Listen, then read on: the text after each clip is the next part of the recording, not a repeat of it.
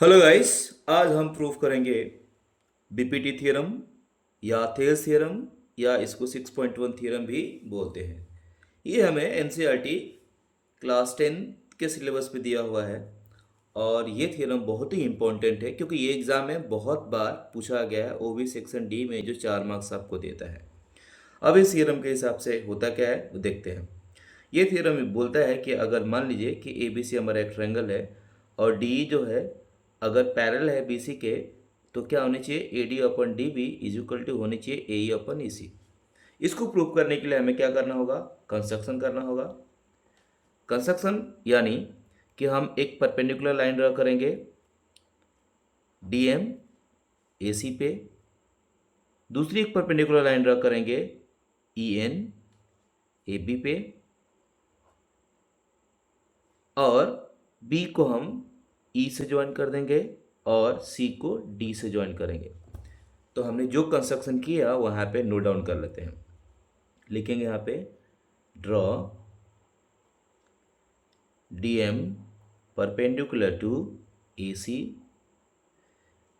E N perpendicular to A D ना लेकर A B लिखिए, और क्या किया, join B E and D C. अब चलिए प्रूफ में चलते हैं।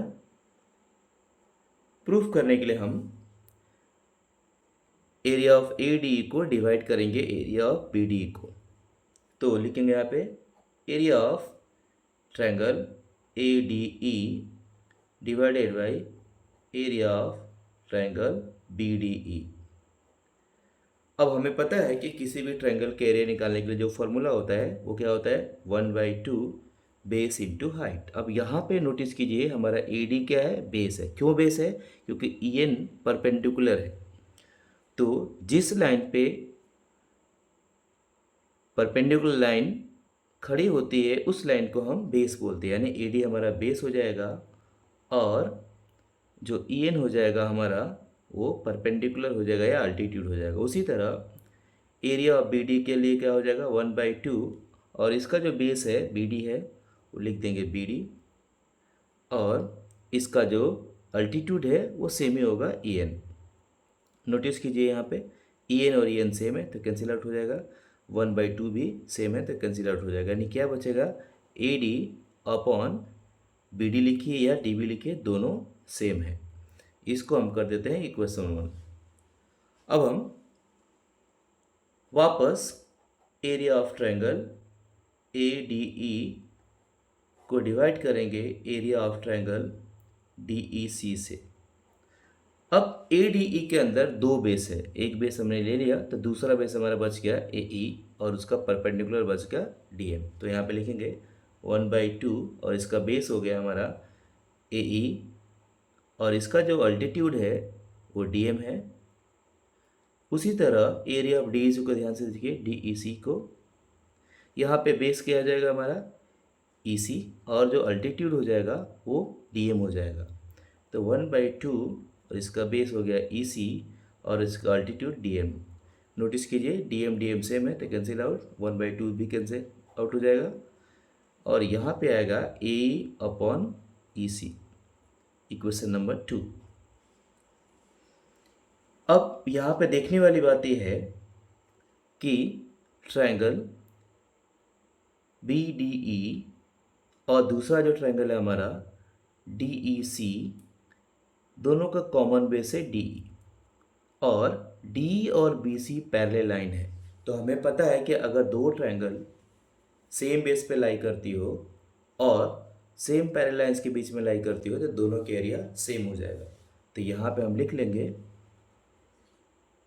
Area of triangle B D E is equal to हो जाएगा area of triangle D E C, और रीज़न लिख देंगे यहाँ पे। इसको पहले थर्ड कर लेते हैं,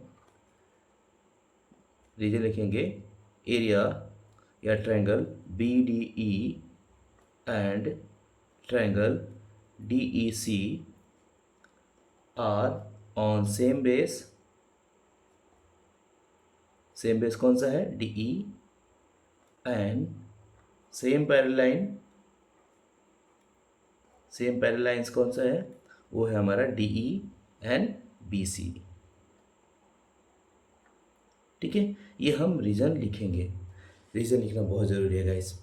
तो आप नोटिस कीजिए कि बी डी ई और डी ई सी दोनों के एरिया सेम है।